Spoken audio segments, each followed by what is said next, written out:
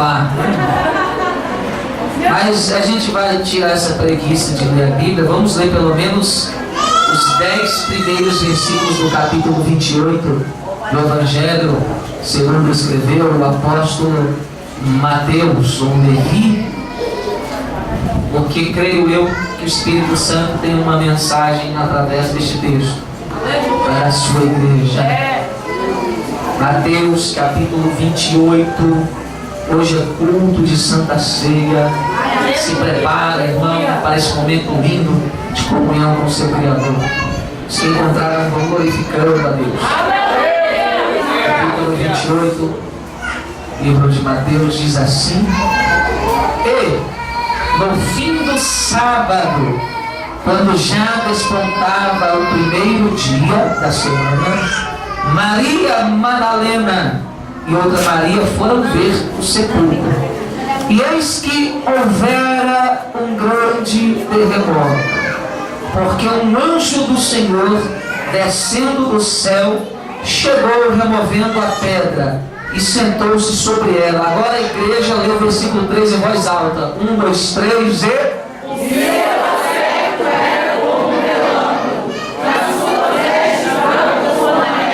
E os guardas, com medo dele, ficaram muito assombrados e como mortos. Mas o anjo respondendo disse às mulheres: não tenhais medo, pois eu sei que buscais a Jesus, que foi crucificado. Versículo 6, a igreja, 1, 2, 3 e... Ele não está aqui,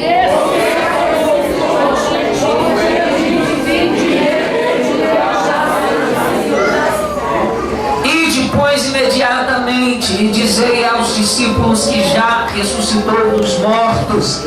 E eis que ele vai adiante de vós para a Galiléia, ali o vereis. E eis que eu vos tenho dito. E saindo elas pressurosamente do sepulcro com temor e grande alegria, correram a anunciá-lo aos seus discípulos. Versículo 9, a igreja, 1, 2, 3.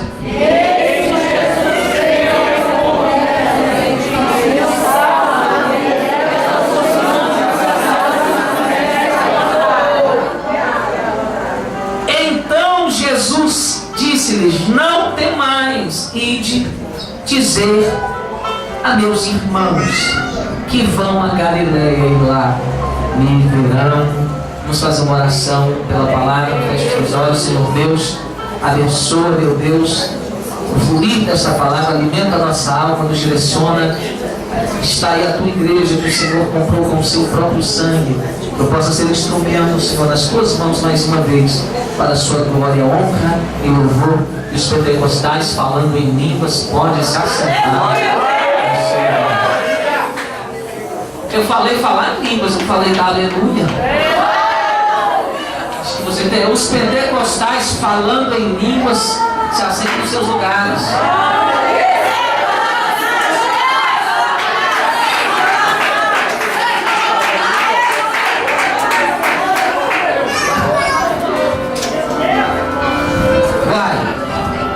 Na minha época era assim, a gente falava língua estranha toda hora. Antes de pregar, irmão, eu estou tendo que externar alguns sentimentos aqui. O primeiro é que hoje é um dia de muita felicidade, porque a maioria aqui sabe que houve mais um batismo nas águas.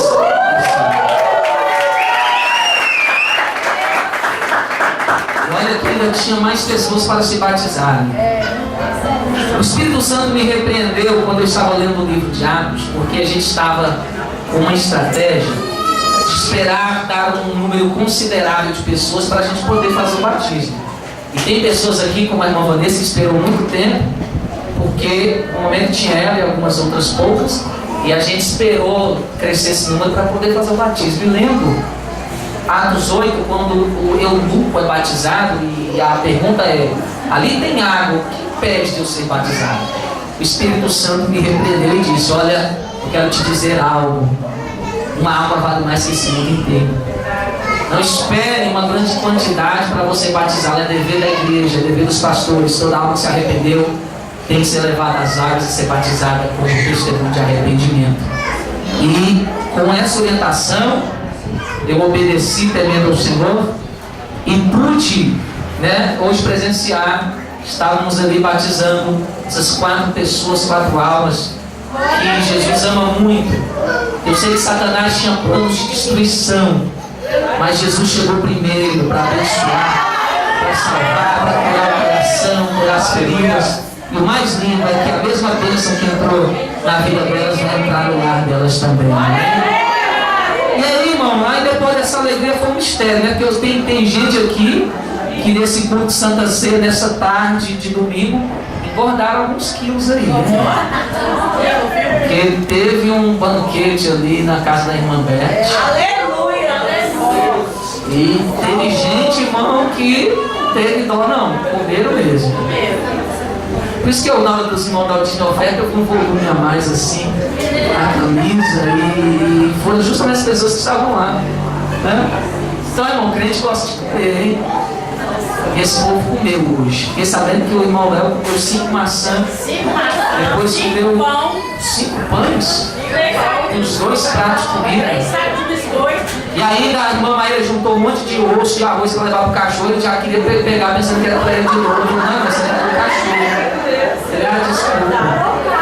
É porque eu sei como é difícil. Jesus entra na sua vida agora, né? Foi muito sofrimento. Então aproveita.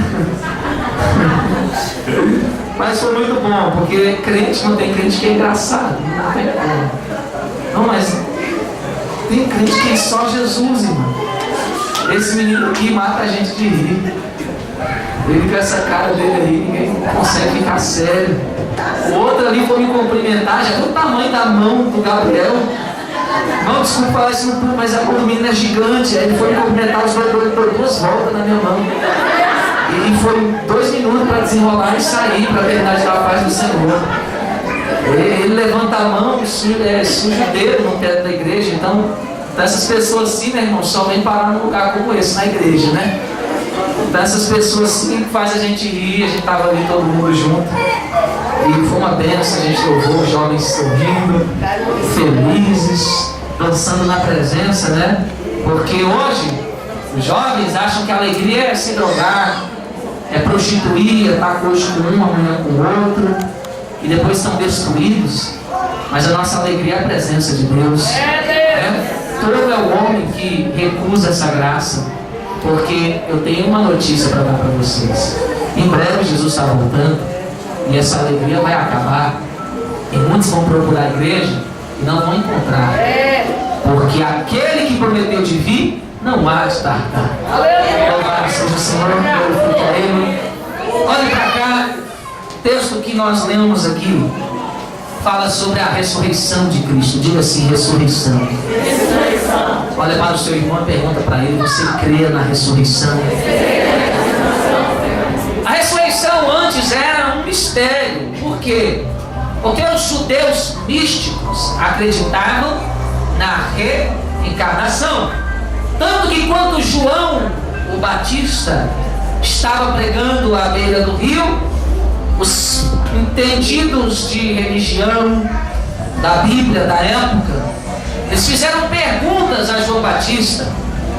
E as perguntas eram: és tu Elias? Tu és o Elias que há de vir?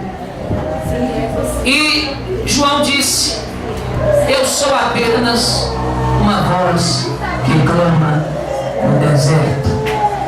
Eles tinham a expectativa de que esse grande profeta Elias seria reencarnado e voltaria para continuar a obra que ele mesmo começou. Mas Jesus Cristo, quando sobe ao Monte Tabor, ele traz uma revelação. E que revelação é essa? Ele sobe com apenas 3 dos seus 11 discípulos. Aí talvez alguém venha me corrigir e dizer: pastor, mas não eram 11, eram 12. Não, eram 11 discípulos, porque um era o diabo. Então, daqueles 11 discípulos, 3 são separados. E a maioria sabe quem é. Qual é o nome deles? Só quem Jesus fez algo maravilhoso na sua vida, fale mais alto. Se a igreja não participar, eu não prego. Eu agradeço a oportunidade de ser, eu vou embora. Eu economizo tempo, durmo mais. Amém? A igreja está aqui para participar e cultuar o Senhor.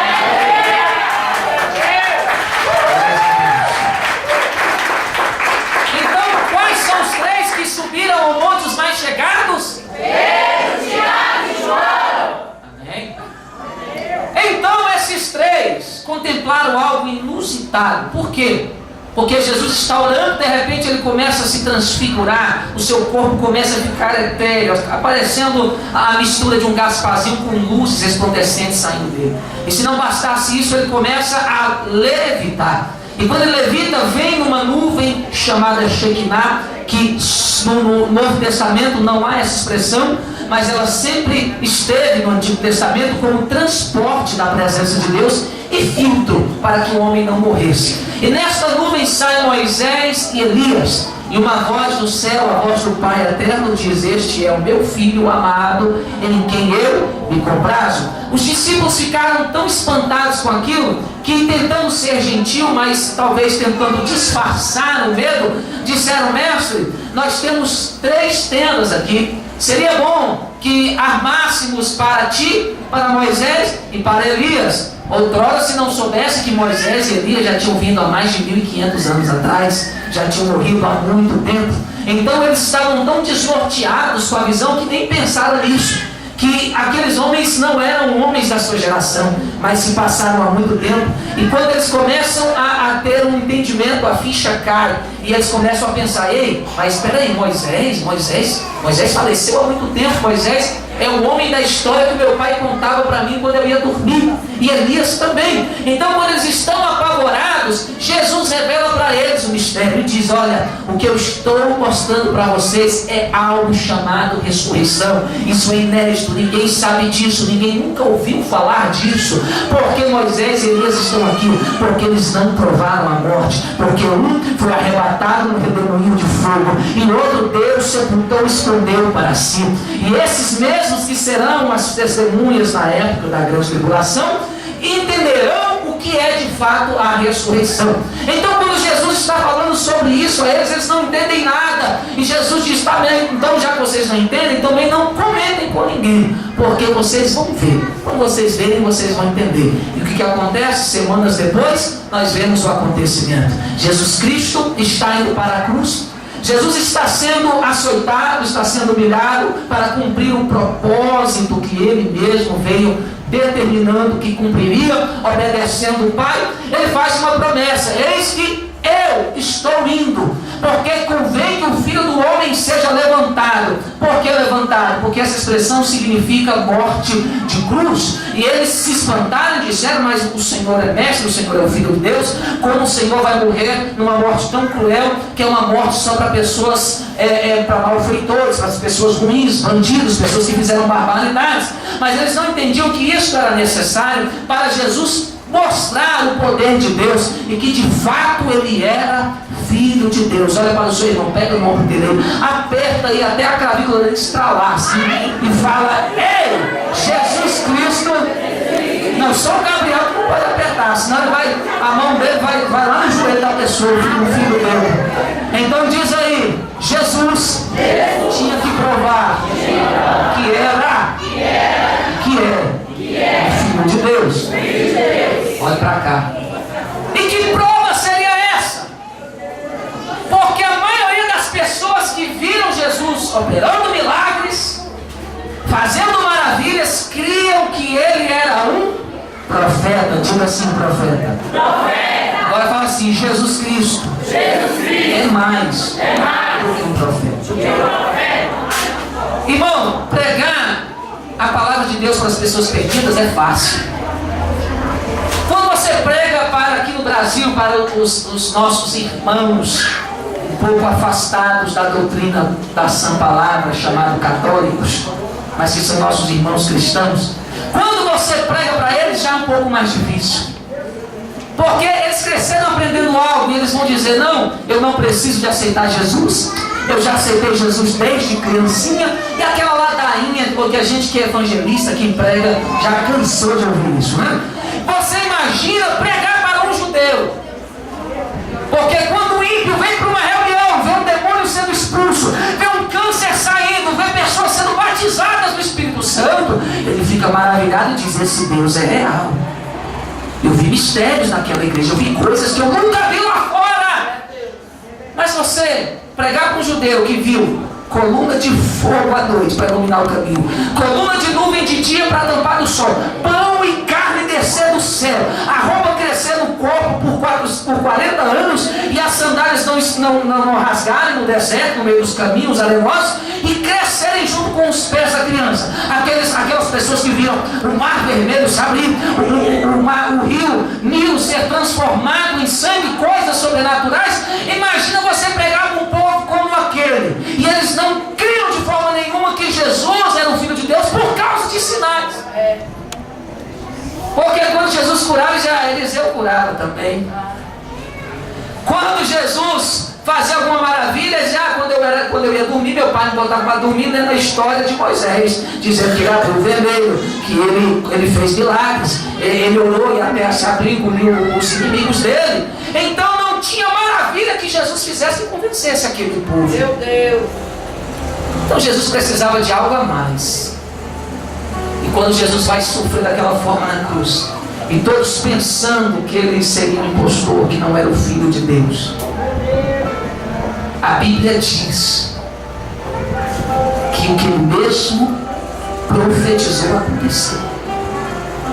Ele diz: destrua este templo, e em 3 dias eu o reconstruirei. Quem não tem o Espírito de Deus é burro. Fala assim: quem não tem o Espírito Santo Mas só mais os médicos, os advogados, questão de vida, de eternidade, são os mais ignorantes. Você que tem o Espírito Santo é uma das pessoas mais inteligentes que existem nessa terra.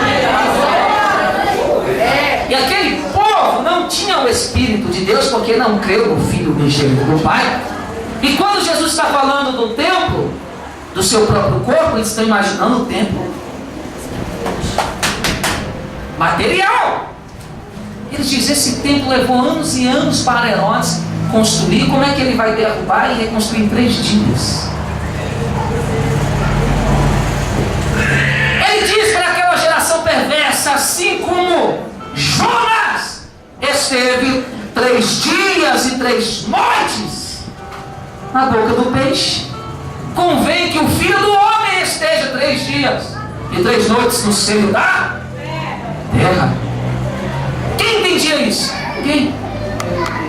Então ele teve que mostrar para poder explicar àquele povo. O que acontece? Quando ele é colocado no sepulcro, o lindo da história é que ao 3º dia, passando-se o sábado, domingo de manhã, foi uma sexta de muita tristeza, muita dor, muita humilhação. Os últimos momentos de Jesus com os discípulos foi lavar os seus pés e dizer a eles: quem é maior deste mundo? O que está à mesa ou o que serve? E pelo menos isso, né, por mais ignorantes que eles eles eram, eles entenderam que é óbvio que o maior é aquele que está mesmo sentado sendo servido. Mas Jesus disse: pois eu vou dizer algo a vocês, eu sou o que serve. E vós foram aqueles que ficaram comigo nas minhas tentações, e eu vos testemunhei. Levanta a mão assim. Eu sei que todo crente que vive piamente na presença de Deus, eu não estou falando de crente meia tigela, eu estou falando de crente convertido, salvo, lavado. Quando ele vive na plenitude do Evangelho, ele passa por muitas aflições. O apóstolo Pedro disse isso, que não estranhemos o fogo ardente que vem para nos provar, mas alegrai-nos, porque há neste momento muitos irmãos que estão passando luta como você também, que estão retendo, segurando a fé. Mas alegrai-nos porque o Espírito, aleluia, da verdade repousa sobre vós. E nessas aflições aflições que nós estávamos passamos como crente, eu tive uma revelação do Espírito. E ele falou assim para mim, e você pode ficar com a sua mão erguida porque você está recebendo isso. Ele disse para mim, quando eu li essa passagem: filho, vocês falam muito de fidelidade ao pastor, ao irmão, de não desistir do irmão quando está sofrendo, continuar junto. Mas eu estou falando dessa passagem, que assim como os discípulos permaneceram com Jesus durante as suas tentações e aflições, eu procuro uma igreja que continue comigo na hora das lutas e das aflições. Peraí, você não vai entender. Eu não estou falando de homens, eu estou falando de Deus. O próprio Deus, o Espírito do Senhor está dizendo: eu procuro gente que, quando o Evangelho está passando luta, quando a igreja está passando prova, a igreja está sendo caluniada, pessoas estão querendo sair, dividir o ministério, você, em vez de desanimar, embora, você sofre junto com o Espírito Santo. Ele está dizendo: há um grupo que trai a Jesus e larga Jesus Cristo por causa das aflições do reino. Mas tem um grupo que sofre com o Espírito Santo e não vai embora. E muitas das vezes, principalmente nós ministros do Evangelho, oradores, intercessores, evangelistas, que estamos chorando quando estamos em oração, derramando as nossas lágrimas. Essas lágrimas não são lágrimas de tristeza, muito menos suas, são lágrimas do Espírito Santo. E sabe o que está dizendo? Obrigado, porque essa dor é minha. Quem está sentindo essa dor de traição, de abandono, sou eu. E eu te agradeço porque você está comigo, sentindo junto comigo. Eu sei o que é isso. Eu sinto com o Espírito Santo as dores dele. Eu não vou embora. Eu não vou ligar uma televisão. Eu não vou para o shopping passear quando ele está me chamando para chorar com ele. Quando ele diz: eu estou triste com a minha igreja, com aqueles que me abandonam, que preferem o pecado, as coisas desta terra. E ele diz: vem ficar comigo em oração, porque eu preciso de alguém para chorar comigo, meu amor. E essas lágrimas, só quem tem experiência entende o que eu estou falando. Hoje eu dou a revelação para você. São lágrimas de um Deus que está chorando com você. O que você está sentindo é nada mais, nada menos do que Ele, do que o que Ele está sentindo. Você pensa que as pessoas traem o pastor, traem o missionário, elas traem a Deus. Mas os sinceros ficam com Deus e falam: eu te traio, eu te amo.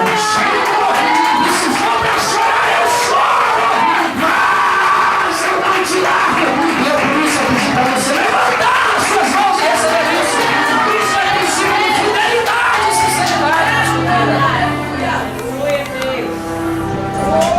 Jesus Cristo lava os pés dos discípulos. Fala sobre servir. Quando ele ministra a ceia, ele está se despedindo, porque eles não veriam mais em carne só o corpo ressurreto por um período curto de tempo. E nesse terceiro dia da semana, no primeiro dia da semana, aliás, mas no terceiro dia após a morte de Cristo, as mulheres vão ao sepulcro para cuidar. E quando elas chegam lá, a pedra está revolvida.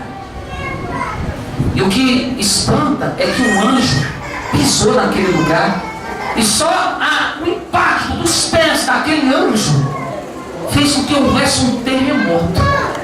E aquele sepulcro foi abalado e a pedra foi rolada. E quando elas olham para o sepulcro está vazio. Aquele defunto não está mais lá. Elas se assustam. O que vem à cabeça delas é que alguém deve ter roubado o corpo do Senhor. Mas antes disso, o anjo intervém e diz: mulheres, não fiquem assombradas, pois aquele que estava aqui já ressuscitou. E aí começa o mistério da palavra, de que Jesus veio provar que é o Filho de Deus. Por quê? Porque algo inédito aconteceu. Se isso é demais para a tua cabeça, fique ligado para você entender que pela primeira vez alguém vence as ânsias da morte.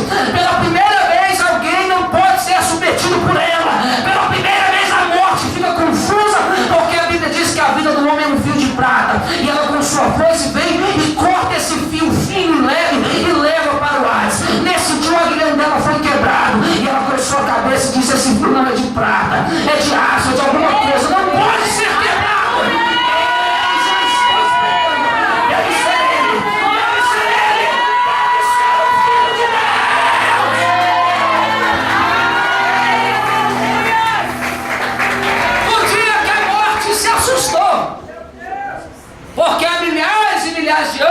esse anjo, antes de Cristo, pegava as pessoas e esperava elas morrerem e levava para o Hades. Mas quando Jesus Cristo entregou o seu espírito, foi diferente. Ela não pôde pegar ele. Ela não pôde levar a alma dele para o Hades. E a morte ficou contrariada. Mas já levei tanta gente. Tem gente tentando fugir de mim e vem parar na minha frente. Porque quando ela chega não adianta fugir. E ali ela não entende. Porque aquele que é o Filho de Deus diz: ei, morte, você não me leva para o Hades, porque você é a força do pecado. Porque a palavra de Deus diz que o salário do pecado é o quê? Então o que alimenta o anjo da morte é o quê? O pecado. Mas como é que aquele que não tem pecado pode alimentar a morte? Então não há pecado nele, ele é santo, é o Filho de Deus, é o Cordeiro imaculado.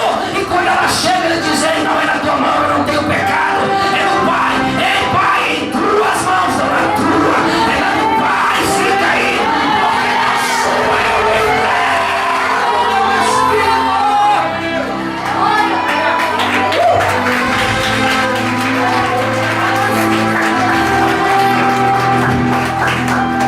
Pela primeira vez a morte chega de mão vazia, disfarçando.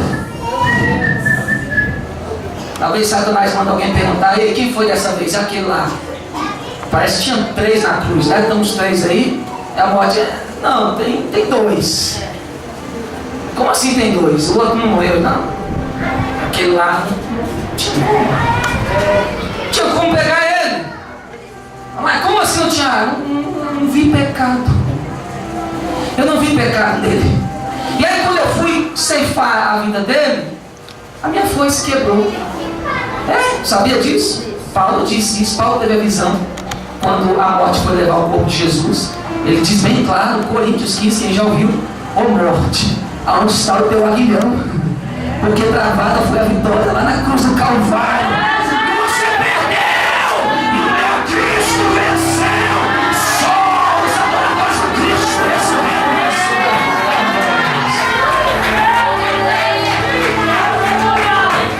Fala com o seu irmão aí, muda a sua mentalidade. Fala aí.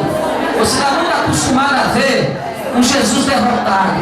Irmão, olha, deixa eu te falar uma coisa. Eu nunca preguei isso, mas hoje eu vou pregar. E eu não sei porquê, hoje eu estou cismado com os meus irmãos católicos. Irmão, a gente vai na casa deles e tem aqueles crucifixos com Jesus estendido de cabeça baixa. E tem gente que olha para aquilo ali e ainda faz o sinal da cruz. Depois que eu orei, eu vi que isso é uma tribulação, é uma infelicidade, uma desgraça. E Deus odeia isso. Por quê?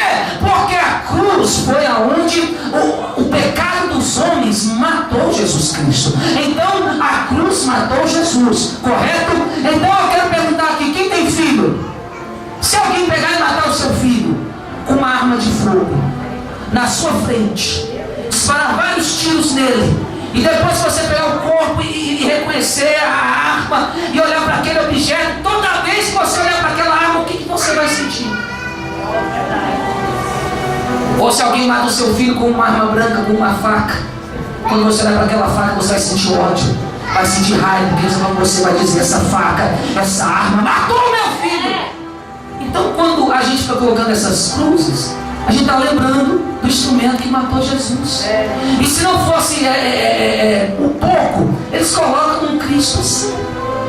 E quando a gente prega Jesus, só prega: Jesus morreu, Jesus foi crucificado, Jesus foi açoitado. Irmão, ele foi. Eu vou repetir: ele foi passado. Mas hoje essa cruz não está com Deus morto assim, rendido pela morte. Ela está vazia.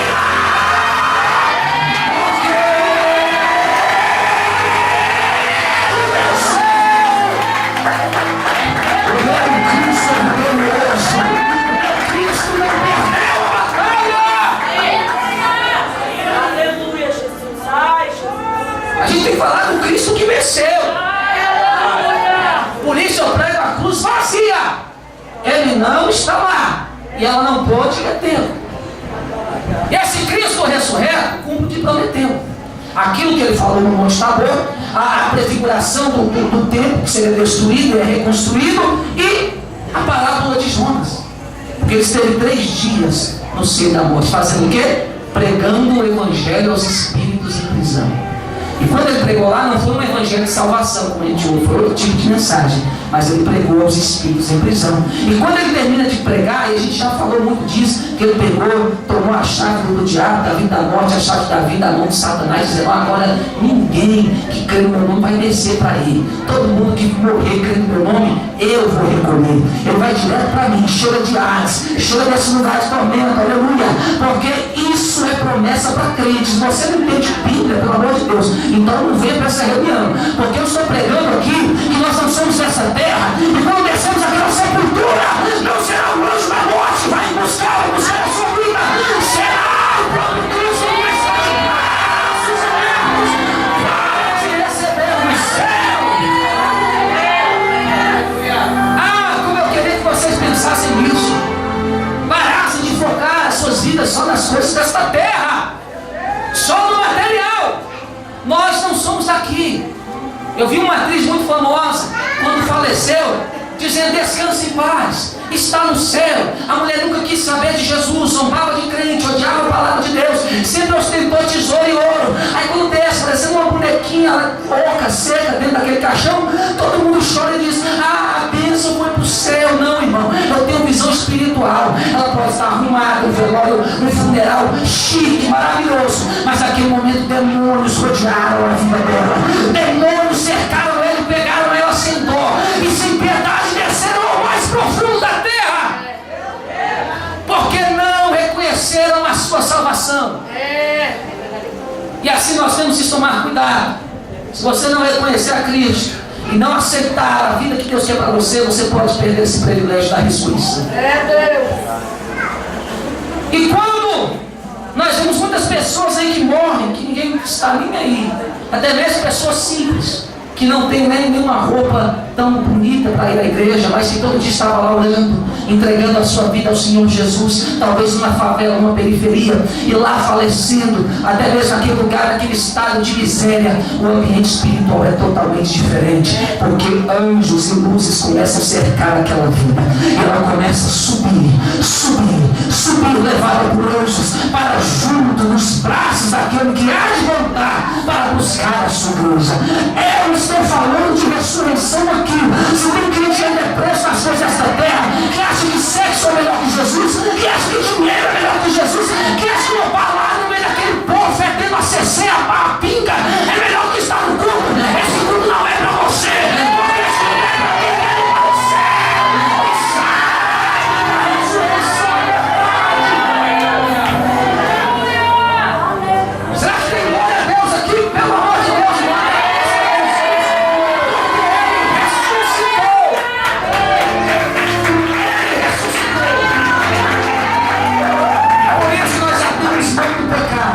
porque nós queremos ser ressurretos como Ele.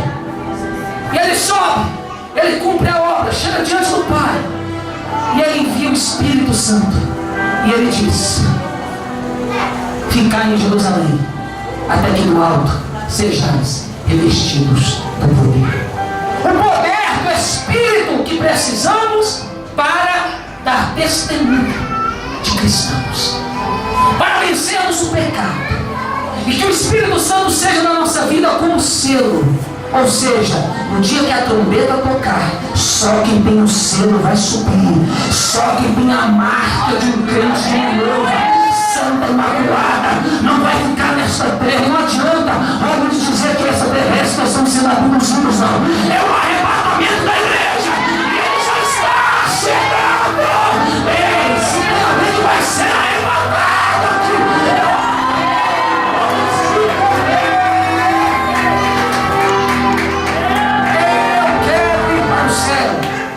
Porque o meu Deus venceu a morte. E agora, todo olho vai ter que ver, todo joelho vai ter que se dobrar e dizer: o filho do carpinteiro era o filho de Deus. Ele venceu a morte. E o que é lindo, que a Bíblia diz que quando ele ressuscita, ele aparece. Uma vez eu estudei e um desses cientistas loucos, perturbados, diz que Jesus não ressuscitou, que isso era alucinação dos discípulos, que ficaram alucinados com o tamanho do sofrimento. Aí eu fui estudar a Bíblia e eu comecei a ver, mas eu perguntei para Deus, existe alucinação coletiva? Porque se existir alucinação coletiva, eu não acredito. Porque primeiramente Jesus aparece a Maria Madalena, depois ele aparece às mulheres no caminho do sepulcro, depois aparece a Pedro, depois aos dois que iam no caminho de Emaús, depois ele aparece a todos os discípulos exceto a Tomé, e ele vai aparecendo a todos os discípulos agora, literalmente, mais uma vez, uma semana depois, e depois ele aparece a mais 7 discípulos no mar da Galileia, e depois ele aparece a 500 crentes de uma vez só, e depois ele aparece aos discípulos que receberam a grande comissão, e depois aos apóstolos, e depois a Paulo. Eu pergunto, que tipo de alucinação é essa? Que 7 pessoas, 500 pessoas vão uma alucinação ao mesmo tempo. Não tem como negar. Ele venceu a morte e ele ressuscitou. Ele não provou a morte eterna. E aqueles que creem nele também não vão provar. Mas a eterna não, jamais. Porque ele é o primogênito.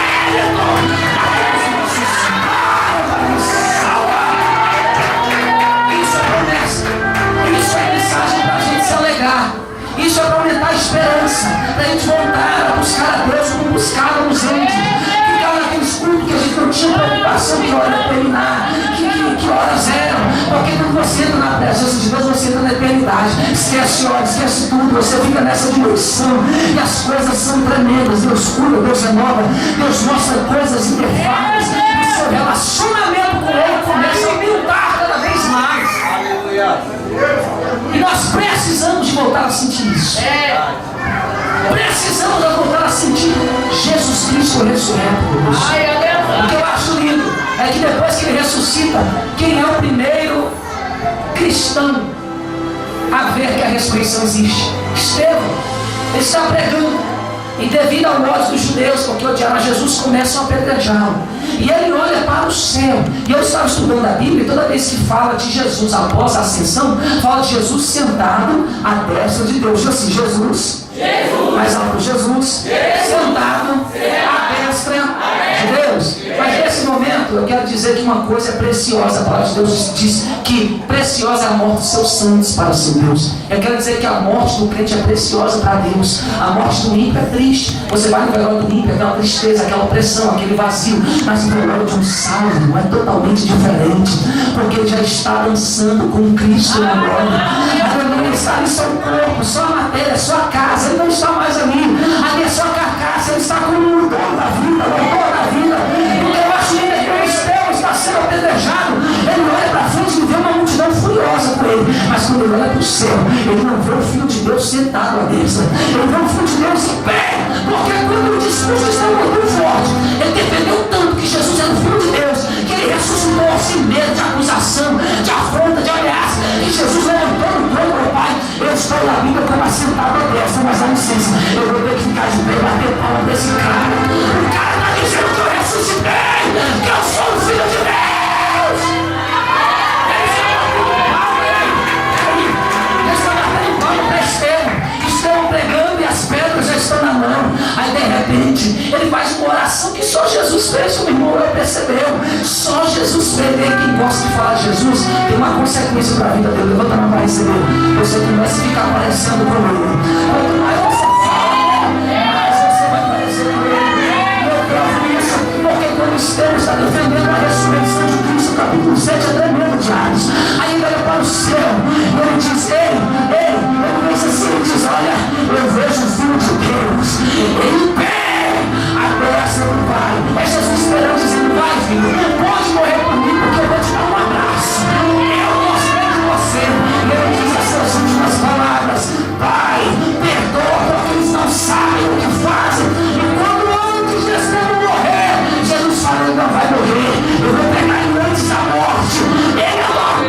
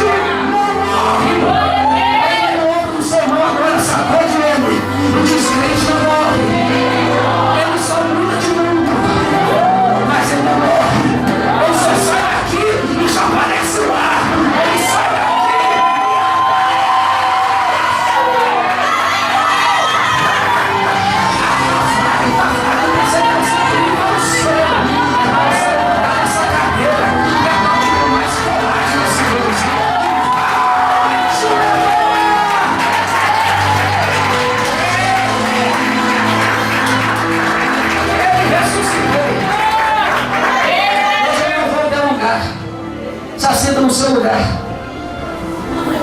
Quero terminar com uma coisa interessante aqui. Nós sabemos que os evangelhos podem ser considerados como os Gênesis do Novo Testamento. Por quê? Porque no Gênesis antigo, você está vendo que Deus está criando, no princípio, a terra sem forma vazia. Deus está criando, o verbo está em ação. E no livro de João 1 diz: no princípio, o verbo era Deus, estava com Deus. Então você vê a criação das coisas no Antigo e no Novo. E no Antigo Testamento nós sabemos que o pecado veio pela mulher. A cultura judaica, a mulher era muito desprezada por causa disso. Quem é que puxava os rituais fúnebres eram as mulheres. Elas iam à frente chorando, lamentando, porque eles diziam: porque foi ela que trouxe a morte para o mundo. A gente não morria, a gente era eterno, a gente não morria afogado, a gente pulava de montanha, a gente era um super-homem, a gente tinha 100% de intelecto, mas ela caiu na tentação da serpente, trouxe a morte para o marido, e assim todos nós provamos a morte. Então ela, quando alguém morre, ela puxa o funeral para lembrar que foi ela. Isso é a cultura hebraica, a cultura judaica. E o que acontece é que quem foi expulso do jardim foi Adão e Eva. E a culpa, primordial, segundo os judeus, segundo os nossos estudiosos do judaísmo, a culpa primordial é da mulher. Por quê? Porque ela fez o erro que tirou o homem, a família do jardim. E eles foram o quê? Expulsos do jardim. Então a notícia da morte veio por causa da mulher. Ela que deu a notícia da morte, deu o fruto do pecado do marido. Aí Jesus, para quebrar a maldição, para quebrar tudo, ele faz uma coisa linda. Quando ele ressuscita, e a promessa dele é o quê? É devolver o jardim. Quem sabia disso? Da glória a Deus. Que Jesus veio para devolver o jardim que a gente perdeu no Éden. Esse jardim não está no espaço físico, ainda não, mas vai ser no reino milenar. Então, quando Jesus está ressurreto e ele vai devolver o jardim, quem é que ele manda dar a notícia de que o jardim vai voltar para a nossa mão? Uma mulher. Então ele chega nessa mulher e diz: então Jesus disse-lhes: não tem mais, e de dizer aos meus irmãos que vão a Galileia, e lá me verão. Ele está dizendo isso a uma mulher, Maria Madalena. Sabe o que Jesus está dizendo por isso? Olha, eu sei, você, mulher, foi muito humilhada, porque todos olham para você e dizem: você tirou a gente do jardim, você deu a notícia que fez a gente perder a comunhão com Deus. Mas hoje eu mudo a história das mulheres, e você vai ser aquela que vai dar a notícia que eu estou trazendo a vida para vencer a morte e devolver o jardim do Éden. As mulheres que acreditam que vão anunciar essa vida. Vocês são escolhidas para anunciar a Deus que ressuscitou. Não foi a Pedro, não foi a Tiago, não foi a João, foi a Maria Madalena que ele disse: vai, você é a primeira. Esse privilégio não estou dando a isso, estou dando a você, porque vocês levaram essa culpa. Agora vocês vão ser honrados. Princípio para toda a igreja, para homem também. Se tem um que adora Deus, levanta a mão. Aqueles que estão sendo humilhados por causa de Cristo, para ter certeza, porque um dia erraram, um dia Deus vai mudar a sua história e você vai ser honrado na terra, porque Deus ainda faz isso na vida daqueles que querem uma entrega a honra de Deus na sua vida. Se você não quer, pede para mim, porque eu vou ser honrado. Eu honro aqueles que me honram. Então nós temos que saber que o nosso Deus ressuscitou. E a nossa alegria é essa, que nós também vamos ressuscitar. A gente não dá valor nesse tipo de mensagem, porque a gente pensa que sempre vai ter amanhã. Mas hoje Deus cortou um laço de acidente nas nossas vidas vindo para cá para a igreja. Eu pensei nisso. Às vezes não há amanhã. Às vezes não há tempo para você largar o seu pecado de estimação, de pelúcia. Você tem que entender que todo dia é uma oportunidade. Todo dia é um desafio. Que antes de você pensar que você veio para esse culto por causa de pastores que gostam daqui, não. Você veio aqui porque você precisa do Deus que ressuscitou. Você precisa permanecer firme com aquele que não vai deixar a sua alma morrer para todos sempre. Hoje já estaremos ceando. Eu quero que nessa comunhão de ceia vocês reflitam se realmente Jesus tem sido o maior tesouro da vida de vocês. Quando a pastora Vânia estava em viagem esses dias, eu convidei alguns irmãos aqui da igreja para assistir um filme comigo. Aliás, a gente almoçar e assistir umas pregações. Aí um abençoado viu lá o filme Paixão de Cristo e falou: eu sou doido para ver esse filme. Coloca, pastor, coloca, vamos assistir. E esse filme é forte, mano. Ele pastor que morreu no cinema, teve um infarto assistindo esse filme. Fomos na casa do pastor ontem, disse também que passou lá no cinema, que ele foi tão desnorteado que ele caiu da escada rolante e foi parar lá embaixo. Desnorteado, tão forte. E eu falei: vamos. E a gente coloca o filme, sabe aquele, já percebeu aquele que mais quer assistir o que dorme? Eu pensei que isso era só com umas pessoas, não, achei com todo mundo. O evangelista abençoado ficou lá: põe, ela que põe lá. Eu, abençoado, agora fica eu e o Gabriel sofrendo aqui, né? Irmão, nosso coração doía. Palpitava, tinha hora que eu virava o rosto. Eu falei: Jesus, eu não aguento, a gente ainda estava no jejum. Proposta Daniel, eu falei: meu Deus. A gente vendo mais ou menos aquilo, eu não estou falando heresia, estou falando, se os crentes não quiserem evangelizar, ele pegou e evangelizou do jeito dele. Mas evangelizou que Cristo sofreu e ressuscitou. E aí a gente vendo a parte da ceia, eu falei: quando a gente podia trazer esse vídeo, as pessoas verem um pouquinho da ceia. Porque quando ele estava sofrendo açoitado, as lembranças vinham à memória dele. Quando ele estava sendo humilhado, escarnecido, ele começou a vir a ele as lembranças dos momentos que eles tiveram juntos, sorrindo, em comunhão. Eu falei: seria isso. Seria lembrar da comunhão com Cristo. É lembrar das experiências que você teve com Ele, dos livramentos que Ele te deu, das coisas que você estava perturbado, sem saber o que fazer na vida, e você abriu a Bíblia e Ele te deu uma resposta, uma orientação que acalmou o seu coração. Lembrar dos favores desse Deus tão gracioso. E hoje é noite disso. Eu não sei se os irmãos conseguiram, aí a pastora Vânia trouxe sexto. Ainda a gente tínhamos combinado de trazer um domingo de ceia. Eu não sei se o irmão Gabriel conseguiu trazer, tem como deixar aí rapidamente.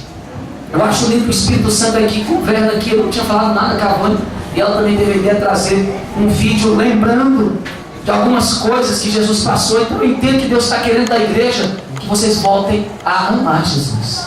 Eu entendi que a igreja está se afastando de Deus.